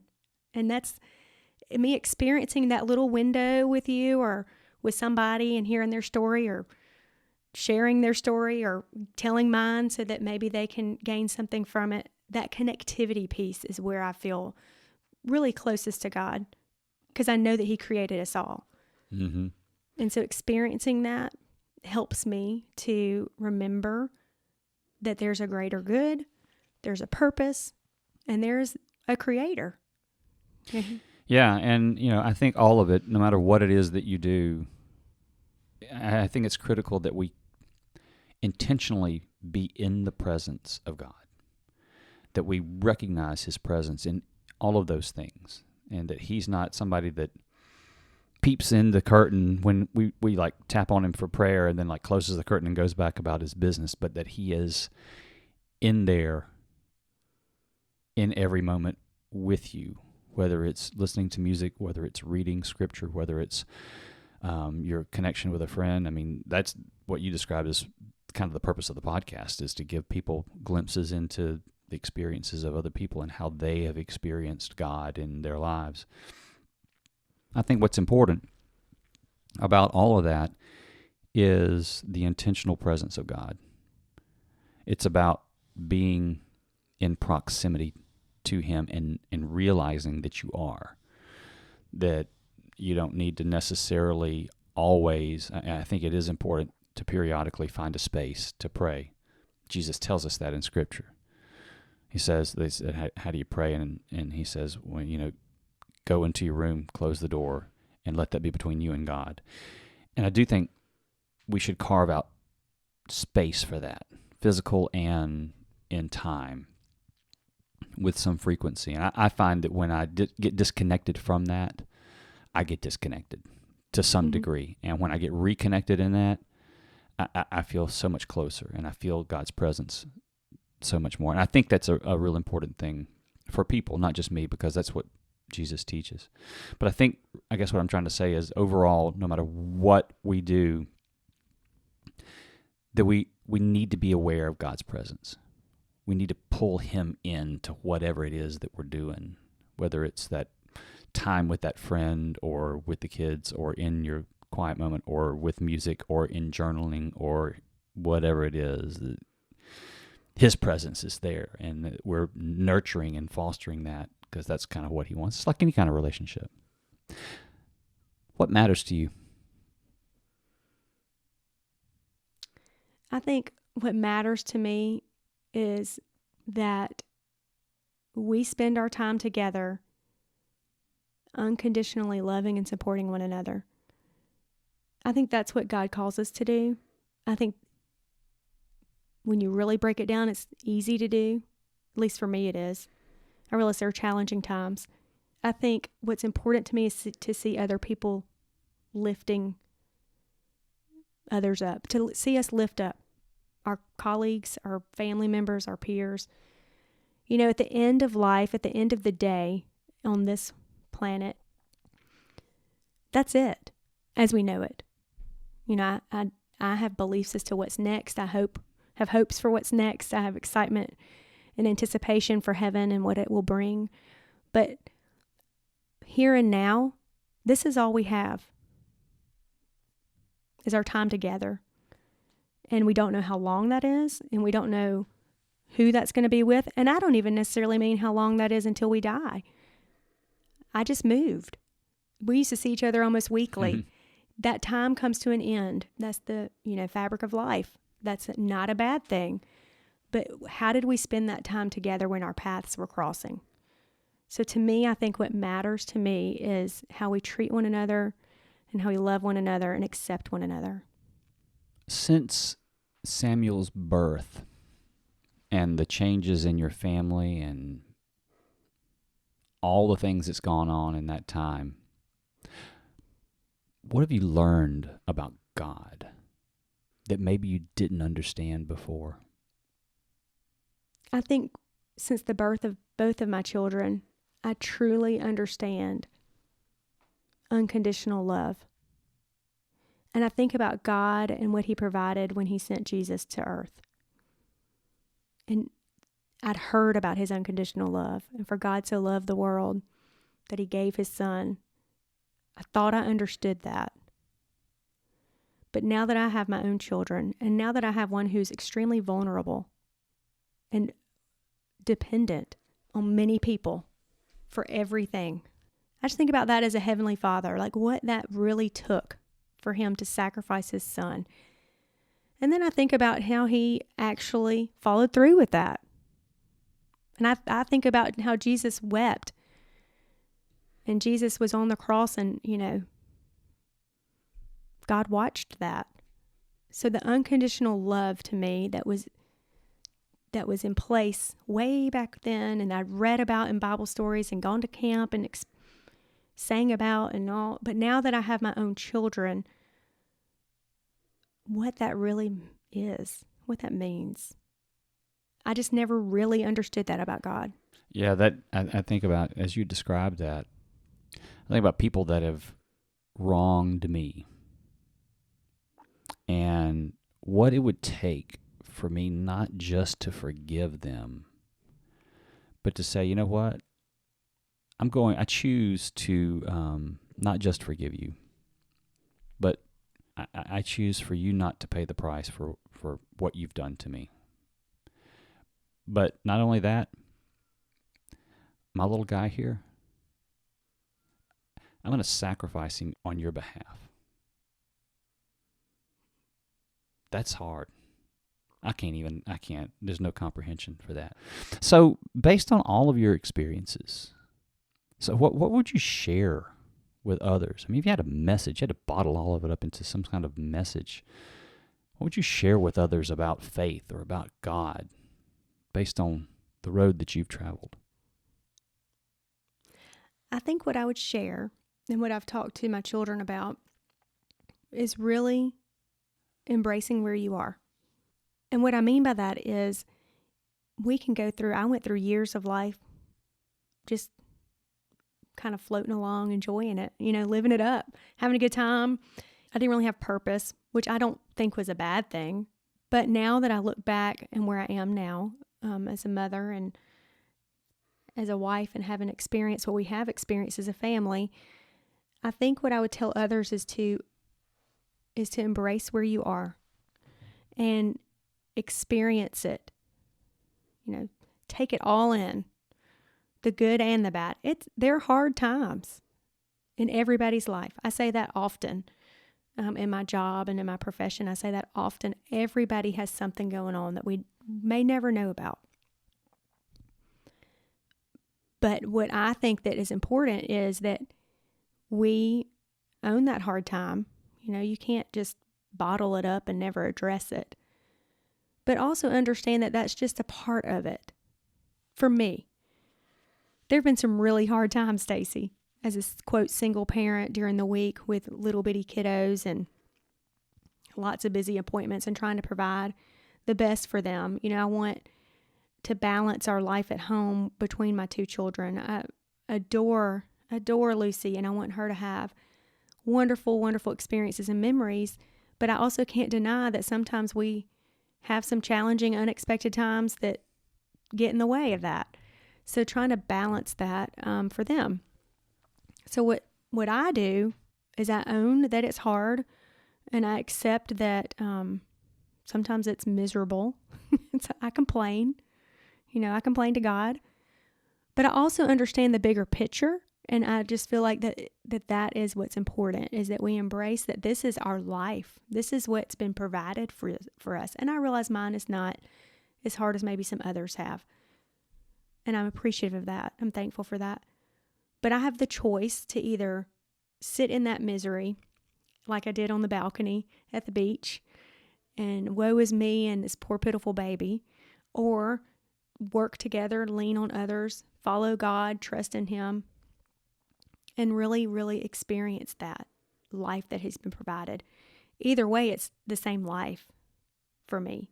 And I think back to a question you asked a little bit ago that goes to what I would share with my kids and with others, is that we only have this one opportunity, so fill it with joy and awe and experiences that just really make the full package come together. I don't think God has the intent, when Samuel was born, and you'll read about it online or whatever, why does God do this to babies? Why does God provide these challenges for families? It doesn't have to be bad. It is what it is.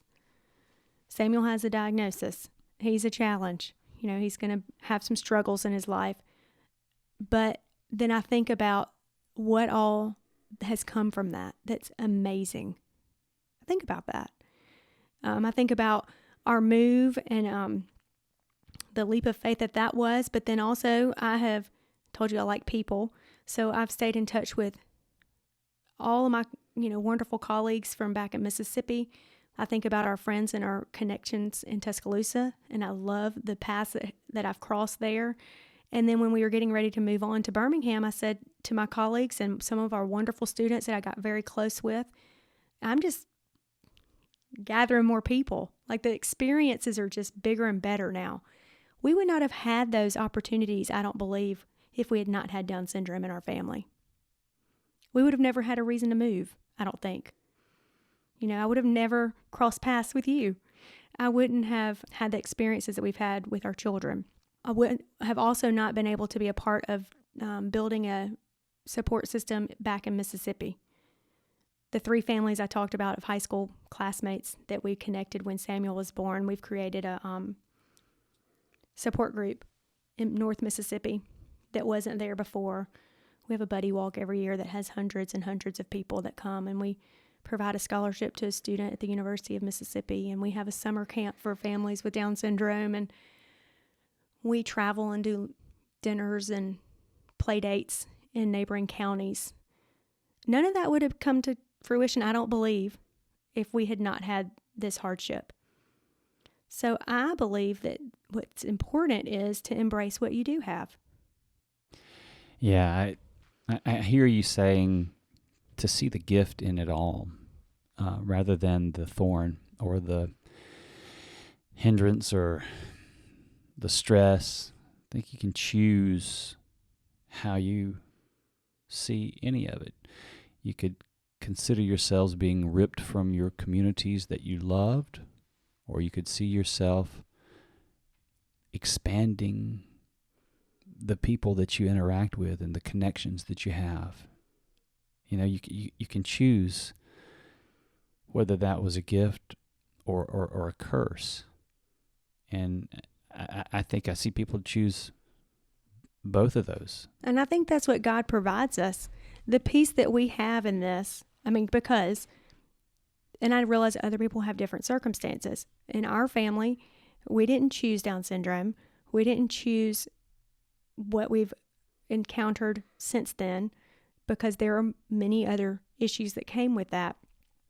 We didn't choose necessarily to set out and live in 2 states. I think back to when we got married 15 years ago. This is not what I thought it was going to look like. Mm-mm.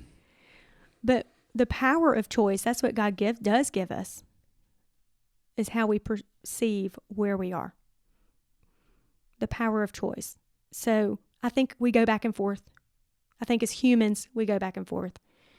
Sometimes we do sit in that pity, or we sit in that anger, or we sit in that bitterness. I do. And I think that's part of it.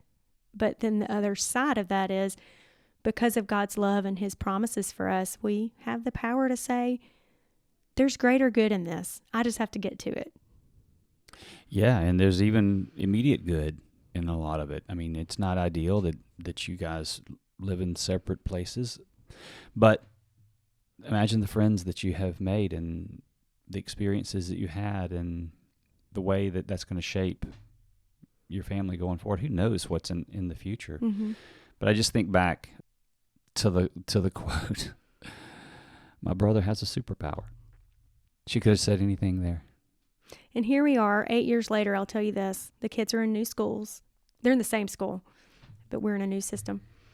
And just the other day, after picking up and driving on the way home, Lucy said, "Mom, guess what? We read this book today in class." I can't remember the name of it, but it was basically the plot was that we're different and accepting others' differences. So, of course, the school counselor in me is like, yay. Of course, the mom in me is like, oh, that's awesome. But I kind of thought that was the end of the story. And she said, you know what? I shared all about Samuel. I was so excited. I told him about he has Down syndrome and that he's in this classroom and that this is why he does this. And she went on and on and on. And I say that now because she's completely accepting, loving, understanding. She owns it. Yeah. And I just think back to the 3-year-old that said the superpower.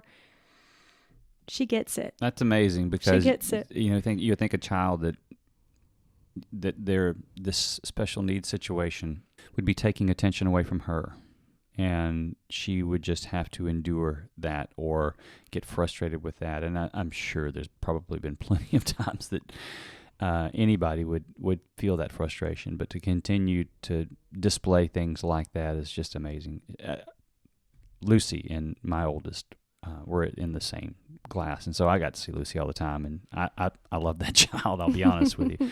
She's pretty cool. Just wonderful. But to hear her and to watch her leadership and to see her embracing the good and the positive and the gift when faced with the harder parts of it as well, it's just beautiful and a great lesson for us. And it seems like that we all have our challenges in life, no matter what they are. But I think it's important that we recognize God in them, that God is not only with us in those times, but the existence of the challenge itself in some ways is a gift, because it shapes us into the person God is calling us to be. Not to dumb it down too much, but I think about playing sports, and one of the things that I didn't love about any of the sports I played was the conditioning. Right? It's like, what? This has nothing to do with catching a football or shooting a basketball, but I mean, just back and forth, run, and it was the worst. But when it came time to be at your best in the game, you sure are thankful that you ran those things before, because it made you into the player that you needed to be in the times that you needed to be. So those things, as hard as they were actual little gifts along the way that shaped you. They were painful and they were stressful and they hurt, but they were gifts. And if we choose to see them as such, we will be in the moment doing that part as good as we can do, rather than trying to cut corners because it's just something we got to endure. Do you see it as a gift very often? No, I see it as a gift. I do. I mean, there are definitely the hard workouts and the conditioning and the prep work. But I think especially at this point, as I told you when we reconnected, that we're in a good place, I see it as a gift. I see that it has strengthened our family, our marriage, my relationship, my friendship with my husband. It's also strengthened, both of our kids, I think. Thinking of our oldest especially.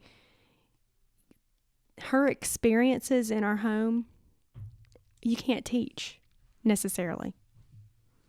Her heart for others, you can try and model and you can try and talk to and coach up, but I can't teach that. That's something that she's witnessed, she's observed, she's come to understand. This is what it's about. So I think it's a gift. I think it's also a gift, the hardships that we've had because of our surprise diagnosis when Samuel was a baby. It definitely changed the path of our family. And I don't know what we would be up to right now otherwise. Doesn't mean it would be a bad thing. I just think it's a lot deeper now, and I have a greater understanding of the purpose, like we've talked about, and just even the appreciation of each other and of people in general. In Matthew 18, I got it pulled up. I'll read it. Matthew 18 is like 1 through 5. At that time, the disciples came to Jesus saying, "Who's the greatest in the kingdom of heaven?" And calling to him a child, he put him in the midst of them and said, "Truly I say to you, unless you turn and become like children, you'll never enter the kingdom of heaven. Whoever humbles himself like this child is the greatest in the kingdom of heaven. And whoever receives one such child in my name receives me." When I read that, and other scriptures like it, and hearing some of the things that my own kids have said and done and that sort of thing, I always feel like I can come closer to seeing Christ in my children than I do in most other places in the world. Now, there's sometimes I do not see Christ. I see little horns popping off their heads. Right, but right. for the most part, I see Jesus in my kids. Do you see Jesus in your kids? How do you see Christ in Samuel? I understand what you just said. I will say, knowing your children, I have never seen horns. That needs to be on the record. Okay. I do see Christ in my children, and I think that's what's made my own faith so much stronger, is almost the aha, like, wow, okay. For Samuel, I think, oh my goodness. And to know a little bit about him currently, he has a lot of struggles that are not following the path of typical Down syndrome.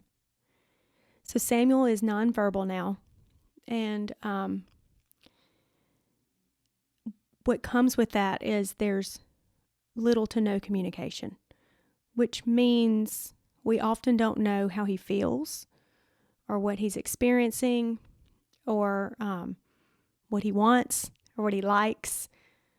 Luckily, he's a pretty go-with-the-flow kind of guy, but I say that because it's a challenge to not know if your child's in pain or what they might need, who they played with. So when I watch Samuel, when I'm helping him or when I'm tending to him or when I'm leading him, I see Christ in that Samuel is in the moment. When was the last time you were really in the moment? I try to. I pray to do that more and more and more. Yeah, it's hard. So I have a huge smile on my face just thinking about that. He is not worried. He is not stressed. He didn't have a 5-year plan. He doesn't have a plan. Now, I come back around when I've said this, and I think, well, yeah, we're doing a lot of that for you, buddy. But he's just in the moment. He's experiencing whatever is going on in that moment. He don't worry about what happened last week or last year. He doesn't have a 5-year plan or wonder why he's not talking. He's not upset that he struggles physically with his development. He's just hop, skip, and jumping down the sidewalk, going to the next thing that we're taking him to, which seems so elementary to say and very, very basic, because I could probably tear that apart. The dark side can come in and make that not so beautiful. But what I see is this is what Christ means by the faith of a child.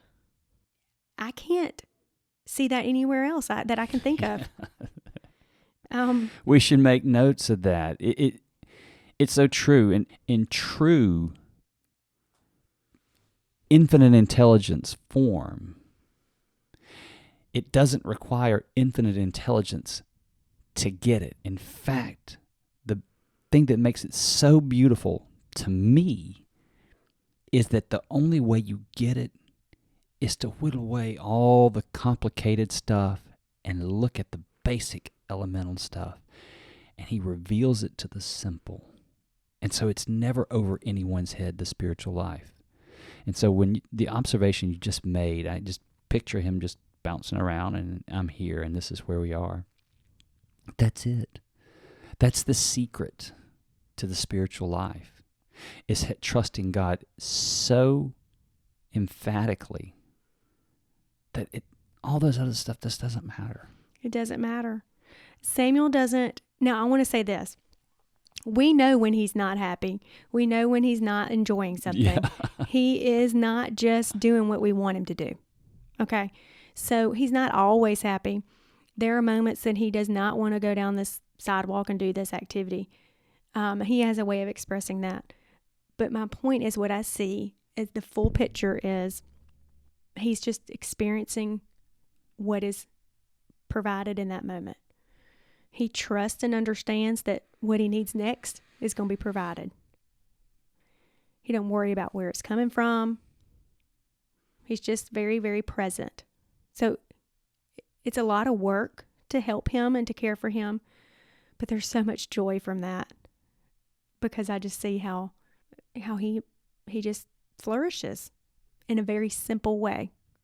The other amazing thing that he does that is very much what I think God wants us to do often is Samuel gives the best love to anybody. Sometimes it's a little embarrassing. Sometimes he crawls up in somebody's lap that we may not know and grabs their neck and hugs on real tight. You know, it happened this weekend at a very big event. Lots of hustle and bustle going on, and he was with Scott, and Scott said, and he later told me, he's like, well, he climbed up in this gentleman's lap and just hugged on him so tight, and big old bear hug, and grabbed his neck, and prolonged hug, and the gentleman was very excited and embraced him back. You know, I think as adults, sometimes we tense a little bit, and then when you let that guard down yourself, you just can't deny it. Samuel slid out of his lap and moved on. And the gentleman said to Scott, I really needed that today. I bet he did. So it's just pretty fun. You know, those moments, it's like, I need some more of that in me. Mm-hmm. You could probably write a devotional from the things that he's done. I'll sidebar real fast. One of my favorite Samuel stories is we were all in church together one time, and you guys were so good at rolling with it as much as you can, even though he would be doing things distracting. And if it got too distracting, you would, take him out or whatever. But I remember there being a word to the children, and our kids were down there, and Lucy and Samuel were down there. You guys were sitting to our left, I think, and maybe ahead of us or something like that. But anyway, so the word to the children ended, and Samuel is engaged the whole time. He's like there, he's listening. He's just glad to be a part of it with the kids, it looks like. And this is like probably 3 years ago. And so it ended, I guess. And they were getting ready to start from the pulpit, and that's when the kids go to their service or whatever. And he wouldn't leave. He stayed there at the front, and all the kids have gone back, but he stayed seated at the front, ready for the preacher. And so you had to go up and get him, and of course he threw a fit. And it was so loud in the sanctuary. I mean, just like blasting, and everybody felt for you. And it's like, okay, I think she's good with this, but the last thing we would ever want is for her to, feel embarrassed. I mean, she's such an amazing mom.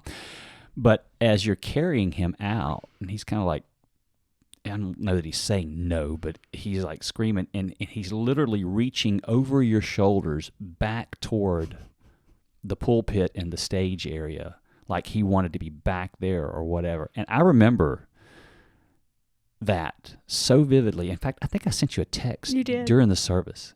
And I was like, you know what? If I were the pastor in that moment, I would have just walked up to the microphone and said, in the name of the Father and the Son and the Holy Ghost, and dismissed the crowd.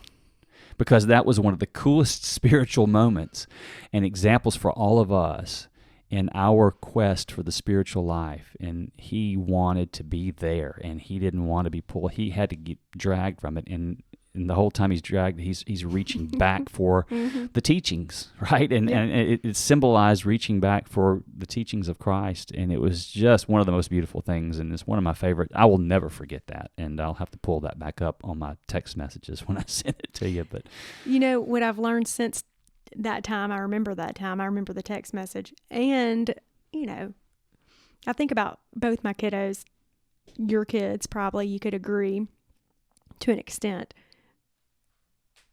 In the moment, we're just trying to do the best we can do, right? That's right. There's no manual. There's no this is what you do now. This is the exact way to handle this or that. In hindsight, I have learned a whole lot since then. I told you Samuel knows how to communicate to us in different ways. What I would have done, now that I know him better, is sat down. Yeah.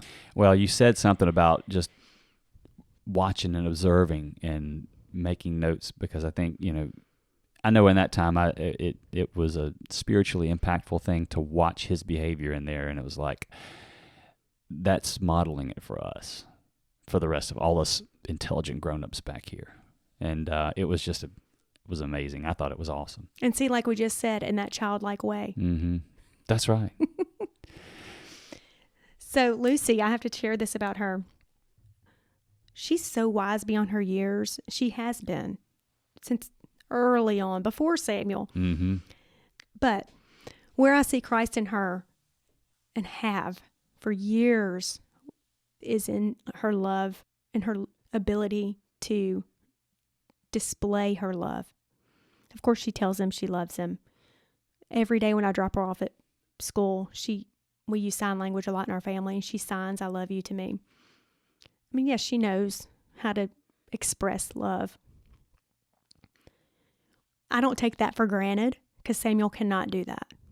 So I understand that she's not just going through the motions. It's important that she shares that verbally or through signs. But most importantly, she personifies love.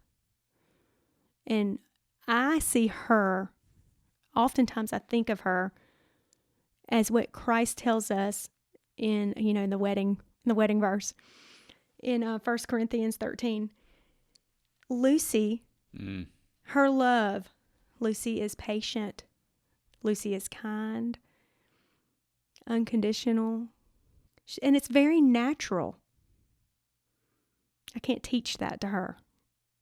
And I think that's why it stands out to me even more, is because it's very genuine.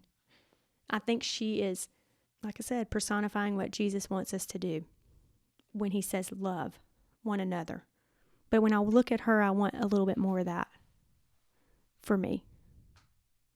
That is awesome. And wisdom, and only through children can we find that, or mostly through children can we find those behaviors modeled. A couple years ago, the two of them were in elementary school together for the first time when Samuel went to kindergarten.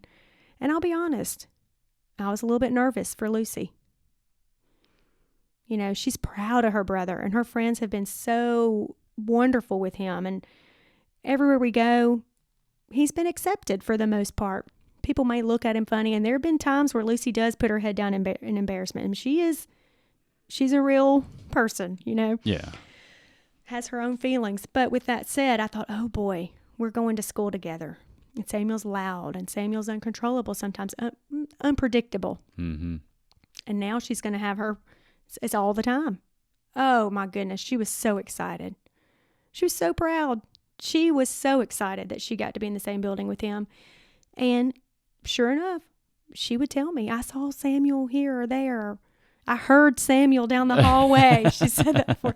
And her friends would share that. She was never, ever embarrassed or ashamed. When we moved here to the new school, same thing. It's their last year in the same school together. And of course, his needs have escalated, and now she's the new kid. And I thought, oh boy, what's it going to do? What's it going to be?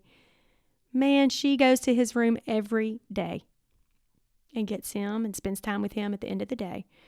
Walks him to carpool like it's nothing. And it's nothing. For her, it's not. It's my brother. What an example. And so I love that, because I do think that it's an example, and her peers are seeing that. We've never had any negative issues with classmates. Being a middle school counselor, I always worry about what's to come. I mean, again, learned behavior. We do get to the point where, as adults, we have to work harder to be accepting. I don't know why that is or where that comes into play necessarily, but as I've raised her, and Scott and I have talked about this, we do wonder, when is this threshold? We hadn't hit it yet. Yeah. And honestly, I don't think we're going to. Well, the example of a child, it's something to not just smile in its cuteness, but really value and appreciate in its spiritual richness, and to serve as an example. I think that's just one of the beautiful things about the way God does it, is he teaches us through them, and we should respect it and pay attention to it. I love these stories of both of them and the way Christ is present in them. I think your approach of being in the moment, like Samuel, is right on point, and just love and appreciate the situation that you're in and find God in it because he's there, and don't look for him, the negative sides of things, but look for God in all of it, and realize it's a superpower.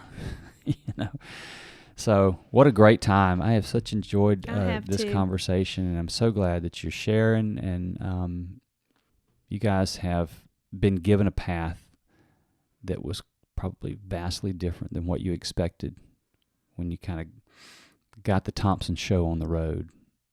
But hearing you talk about it now, doesn't seem like you'd trade it. Not now.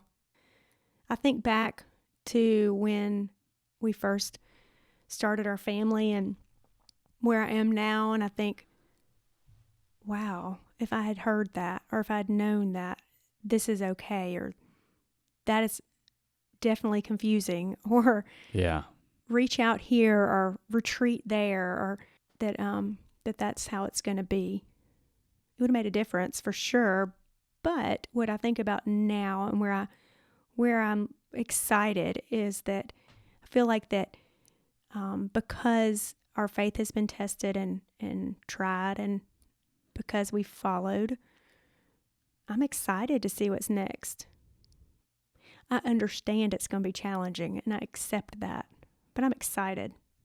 Yeah, I would think so. If you're riding in the wagon that God's pulling, and you're not trying to pull your own wagon, you should be excited. Mm-hmm. I get that. I think it's great, and I think it's the way we all need to be looking at whatever our situation is. And if God's pulling that handle, and we're allowing ourselves to be led and truly trust in him, we should be excited about what's next, whatever it is. Whatever it is. Thank you, Mary. I've enjoyed this time. Thank you, friend. Most of us are dealt some cards in life we wouldn't have signed up for on our own. The Thompsons were dealt Down syndrome, which has led to them living in separate states for an extended period of time, among other substantial challenges. But through the voice of a child, God has shown them that this card is a superpower, a gift even, one that is shaping all of them into people who see God in life, even when life is nowhere near perfect. We should all pray for the same vision. Thank you for joining us today on A Stronger Faith.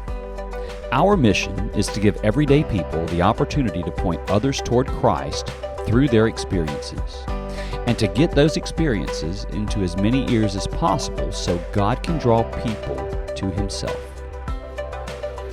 There are a few ways you can participate with us. You can help us find guests by recommending people you know with powerful, faith-shaping stories or experiences with us. To do this, just visit our website at astrongerfaith.com and click the Recommend a Guest button on the home page. You can also share impactful episodes with other people that might benefit from them. And if you're feeling super supportive, you can give us a rating and review on Apple Podcasts or make a donation on our website to help cover costs. Any way you want to participate is appreciated by us, but please know that the most important thing to us is that God speaks to you through this work. Until next time, we pray for peace and a stronger faith for you and those you love.